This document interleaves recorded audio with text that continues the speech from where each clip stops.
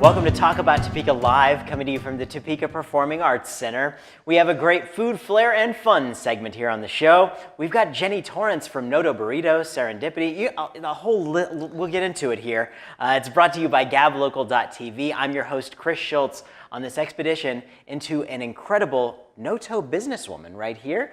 Jenny, how are you? I'm great. How are you doing? Hey, thanks for being here with us. Absolutely. Thanks for having me. You know, you got involved with Noto very early. I did. And let's talk a little bit about your endeavors through this, because everyone in Topeka should stand very proudly together in saying that the Noto neighborhood happened because we all came together to make it happen. And then some people got way more involved and put a lot more on the table. And, you know, we're looking at people like you who did that. It had to be scary at the beginning, right? Terrifying. So let's start there and talk our way through this to where we are today. Well, you know, it is a terrifying thing, but when you see the potential of what Topeka has and what Noto has, and then when you see other people have the belief and passion in an area, you know, we've got the Bowlanders to come in, and we have other people that have started to invest and put their blood, sweat, and tears, and you just, I mean, you can't help but believe in it and want to pull for it.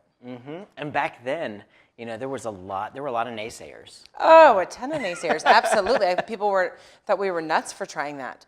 Couldn't believe that we'd get out anything. I was one of them. I used to work, and I'll tell you this, I used to work at the Topeka Civic Theater over there, and I used to drive through that and wait for trains, and I said, when they were talking about it, I said, there's no way we could do this. There's just a lot of things that were inappropriate for whatever, and there was just no way. I couldn't see it happening.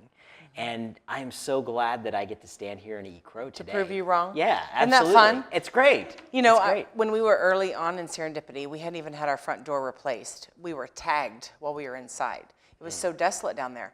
Now I pull up on certain nights and I can't even find a parking spot. right. And I'm like, where's the parks? Like, that's fun to go from not seeing a soul to I can't find anywhere to park my car.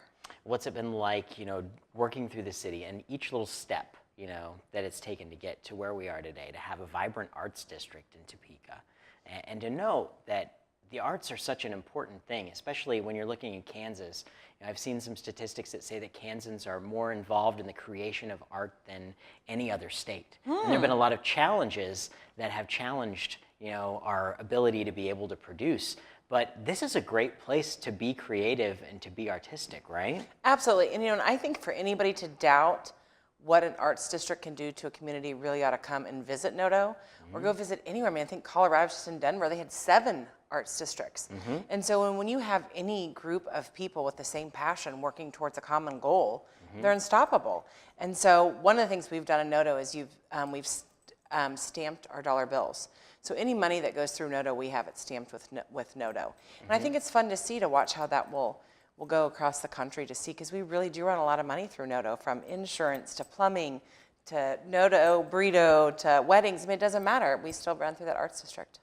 And you have grown several businesses over there. Serendipity, Noto Burrito. Let's talk about your businesses. I do, and I started with Serendipity, and that was really just kind of a fun whim.